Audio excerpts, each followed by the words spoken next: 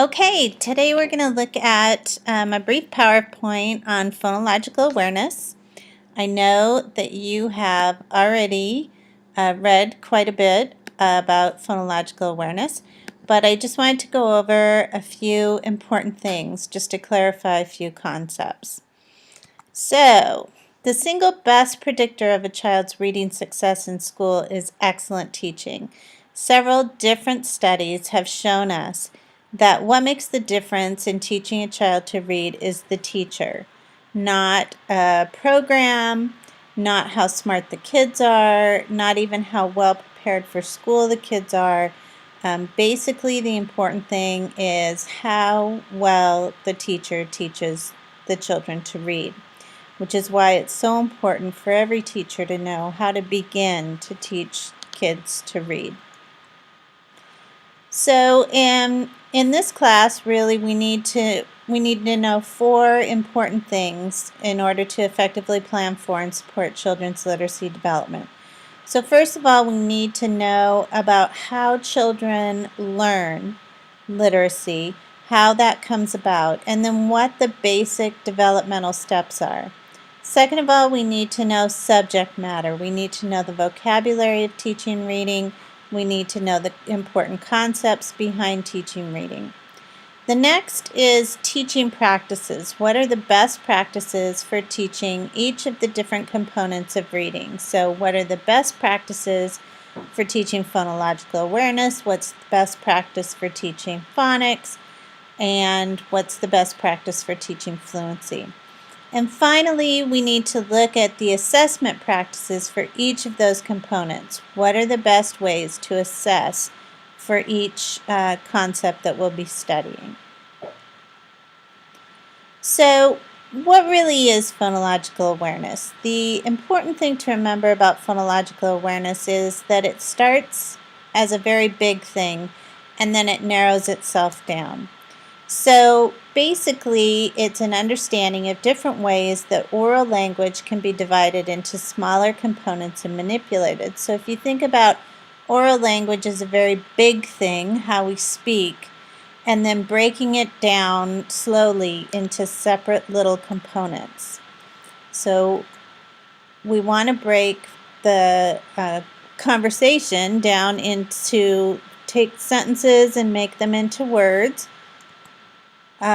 Break those words then into syllables, break the syllables down into onset and rhyme, and that may be new vocabulary for you. Onset and rhyme is really just the beginning consonant sound in a syllable, and that's onset, and then rhyme is everything else that comes after that.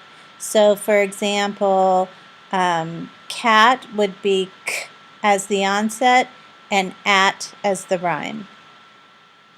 And then finally we'll look at phonemes, which are the individual sounds. They're the smallest unit of sound in the English language. So when we talk about phonological awareness, I often use an umbrella because really what we're talking about is an umbrella term that incorporates several smaller discrete concepts. So you'll see different things, different graphics for phonological awareness, a lot of them using an umbrella, and you might see different components underneath it. But for this, for our purposes, we're going to look at breaking the big into the small. So again, we're going to start with sentences into words, and then look at words into syllables, and then look at breaking those syllables into onset and rhyme. And then finally look at phonemic awareness, look at those individual phonemes, which is really the bridge into phonics, which we'll talk about in our next module. So skills that represent children's phonological awareness skills really are things like the ability to sing rhyming songs, to recognize rhyme, to be able to read chants and books with rhyme. Those are important skills. The ability to break a sentence into segments. So we will look a little bit at that in just a few minutes. Then to be able to break syllables into segments and then blend them back together. Then onset and rhyme, same thing, blending and segmenting, being able to take those apart and put them back together. And finally, the phonemic segmenting and blending of individual phonemes. So when we talk about sentence segmentation, we're talking about taking a sentence that a child might say, like this one, I like pizza, and just teaching them that that has 3 words. So we might clap while we say those 3 words. I like pizza. A lot of times teachers will talk about what's going to happen during the day, so then they might clap that out. So today is Wednesday. That has 3 words in it. We will go to music today. That has 6 words in it. So we start to work with the kids by breaking sentences into segments. It's important to note that in a true phonological awareness lesson, we don't use print. We're only talking about audio. So we wouldn't necessarily write these sentences on the board and then talk about them breaking into sentence segmentation. We're really teaching the kids to listen for those segments. Okay, the second part is rhyme, and basically there are 3 ways to test a child to see if they can rhyme. The first is recognition. Do cat and bat rhyme? The second is completion. I smell the rose with my, and you're hoping the child says nose. And then finally there's production. So tell me a word that rhymes with candy, or tell me a word that rhymes with dog. The next stage is working on syllable.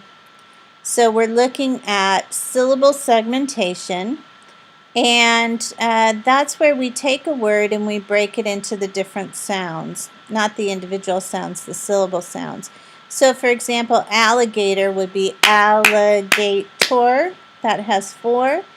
Bumblebee has 3. Then we might ask the child, say snowman without the snow, or say picnic without the nick, so that they're starting to see that these individual words can be broken into smaller parts. Then we look at onset and rhyme. So as I mentioned before, the onset is the consonant sounds that come first, and the rhyme is the vowel and everything that comes after that. So for cat, it would be k as the onset and at as the rhyme. For broom, it would be brr for the onset and for the rhyme. And you'll notice that there are 2 consonant sounds there. That would be a consonant blend, where the consonants blend into each other. That would count as the onset, and then the rhyme always begins with a vowel sound. And then finally, sing would be s as the onset and ing as the rhyme. So blending and segmenting individual phonemes is really what phonemic awareness is all about. Phonemes, as I mentioned before, are the smallest units composing spoken language. For example, the words go and she are each composed of 2 phonemes. So go would be g-o, and she would be sh-e. So sh is actually called a digraph. That's when 2 letters combine to make a single sound. So we have several of those in English. We have sh, ch, th, and wh, for example, and also ng is a digraph. Ng. Okay, so go and she are both composed of 2 phonemes. One of the challenges with looking at phonemic awareness is remembering not to think about how the word is spelt or how you visualize the word, but how the word sounds. So here we have, again, cat. There are 3 phonemes in cat. K, at, t. Then we have the word hamper. H, a, m, p, And notice there that the ER makes one sound. That's called an R-controlled vowel. In some classrooms, you might find that the teacher calls that the bossy R. Generally, when we have a vowel in front of an R, the R takes over and creates a unique sound, and we only count that as one phoneme. So hamper, while it's spelt with 6 letters, only has 5 phonemes. Okay, the next is chip, ch, it, p. So again, we're looking at the consonant digraph at the beginning of this word. That only counts as one phoneme, and then I, and then p. So chip, again, while it has 4 letters visually, it only has 3 letters phonologically. This one's a little bit tricky. This is knock. So when we think of knock visually, it has, starts with the silent K, has the N, the O, and then the C and the K make one sound. So it actually has 5 letters. When you say the word knock, n, a, k, then you only hear 3 phonemes. So while it has 5 letters, it only has 3 phonemes. And then finally, this is the name of my dog, Cooper. And if we were to sound that word out phonemically, it would be k, oo, p, So again, that ER is an R-controlled vowel. The 2 O's go together to make one sound. So Cooper again has 6 letters, but only has 4 sounds. When we are looking at phonemic awareness, we're looking at several smaller skills. The way we assess this generally is by asking some questions. Are these the same sounds, p and b? Hopefully the kids can discriminate between those 2 sounds. Can you imitate these sounds? Can you say ah? Can you say can you tell me the first sound in rake? Hopefully they say r. Can you tell me the last sound in bus? And hopefully they say s. Or the most difficult of these really is, can you tell me the middle sound in leaf? That middle sound is a little bit tricky for some kids. We also want to do some segmenting and some manipulation with the kids. So, for example, auditory blending. What's this word? If I say it, at, hopefully they can blend that word together and say that it's hat. Or we can ask them to segment words. For example, say the sounds in glass. And hopefully they can say g, l, a, s. We might also ask them to manipulate the sounds with deletion or addition or a substitution. So with deletion we say bend without the B, and hopefully they can say end. With addition we say add s to ick, and hopefully they can say sick. Then we get a little more tricky.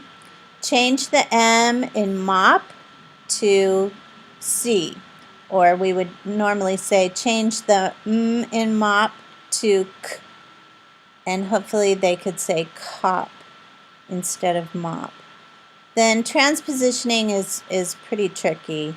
If you ask them to change the initial consonants, to switch the initial consonants with each word. So that would be, an example of that would be lemon pie changed into pemon lie. So what I'd like you to do now, just on a piece of paper, is write your first name phonemically. just try to write your first name phonemically. And again, when we're talking about sounds, we put a slash mark before and after the letter. That indicates that we're talking about the sound. So I've written my first name phonemically here. So e, a, n. So while my actual name has 7 letters in it, my phonemic name just has 5 sounds in it. And you notice here that I have the R-controlled vowel together. So go ahead and try writing your first name. And then if you get really good at that, you can try your last name, which tends to be a little more difficult. And then if you're not sure if you're really getting this correctly, then you can send it to me on email and I'll be happy to go through it with you. One of the tricky things when we're sounding out words phonemically is the schwa sound. And the schwa sound is like a sound in an unaccented syllable. So if your name ends with an A, like Sheila or Julia, that ending sound is definitely an at the end, but it's actually represented by an upside down E, which is the schwa sound. So some interesting facts about phonological awareness. First of all, children begin to show initial phonological awareness when they can demonstrate an appreciation of rhyme and alliteration. So if they can make rhymes and hear rhymes, and also notice when a string of words begins with the same sound. This, of course, is facilitated by being read to you from books that are based on rhyme or alliteration. So children who come from a very rich literate environment are going to have a foot up on kids who have not had that experience. So a lot of books, you've probably noticed, for little kids are based on rhyme or alliteration. And one thing we know for sure is that it's a child's phonemic awareness on entering school that is most closely related to success in beginning to read. So whether or not a child has phonemic awareness is very important. That is the foundation skill for learning how to read. So if children understand that words can be divided into individual phonemes and that those phonemes can be blended into words, then they are much better able to use letter sound knowledge to read and build words. So this is a very important skill. It makes learning to read, making that visual and auditory connection much better. Unfortunately, 2 out of 5 students in the beginning school years have difficulty with phonemic awareness. I've seen some other numbers as well, but basically we would say that a little bit less than half of the kids coming into kindergarten already have difficulty with phonemic awareness. We also know from some important research is that a lot of children with learning disabilities such as dyslexia demonstrate difficulties with phonological awareness. So if they were to be tested, it would appear that they missed this skill or they struggle with phonological awareness. So the good news is that children who lack phonemic awareness can be identified through different assessments, and many of them improve their phonemic awareness with instruction. So explicit instruction in phonological awareness is likely to improve early learning for children who lack phonemic awareness, but all children in the classroom benefit from this. What we hope to see is about 5 minutes of explicit phonological awareness instruction in each early literacy classroom. As I mentioned, it's very helpful for those kids who are lacking phonemic awareness, but it's also helpful for those kids who already have phonemic awareness and need to practice those skills. So that's it for now. If you have any questions or anything, please shoot me an email, and I will see you online. Thanks.